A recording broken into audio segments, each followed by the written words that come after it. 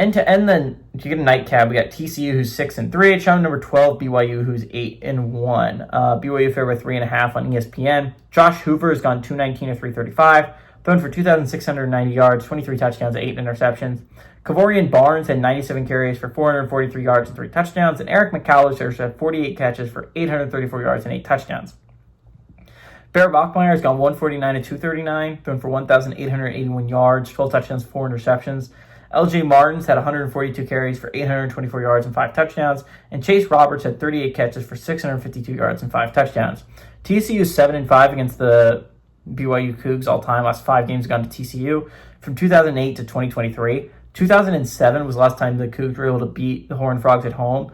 They are 1-1 in one-possession football games. Dykes is 1-0 against the Cougs, and Satake is 0-1 against the Horned Frogs. Okay, again, TCU, oh man, you let an opportunity slip away, right? If they had found a way to win the Iowa State game, they would be right back in this mix, right? They'd be a 2-loss squad. Only one of the losses was pretty bad in the game against Kansas State, but they had an opportunity to win out and put themselves in a decent spot to try and get to that Big 12 championship game. Remember, they were 6-2 last week. If they found a way to win that game, they would be 7-2. They have a game against BYU and they have a game against Cincinnati. And yes, that was a hard schedule, but it was a schedule where, well, I'm sorry, they don't have a game against Cincinnati, but Cincinnati and BYU play. They had an excellent opportunity. If they had found a way to win out, it would come down to tiebreakers, but the Horned Frogs would have put themselves in a decent spot to try and go to the Big 12 championship and go to the college football playoffs. But they blew that game against Iowa State last week. They had that game in hand, and they just found a way to lose, and it was an impressive way for TCU. Now, BYU was kind of dominated from start to finish.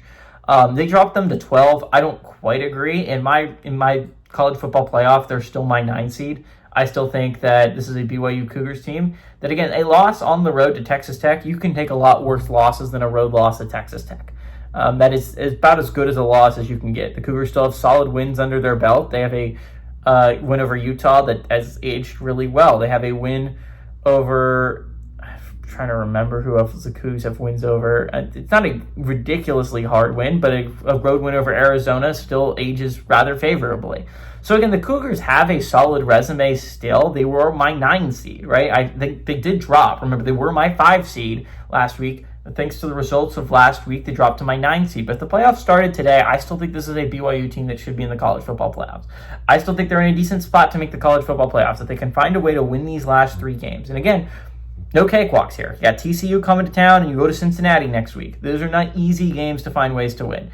But I think BYU is going to come off a game where they got absolutely manhandled by Texas Tech. They're going to be angry about that.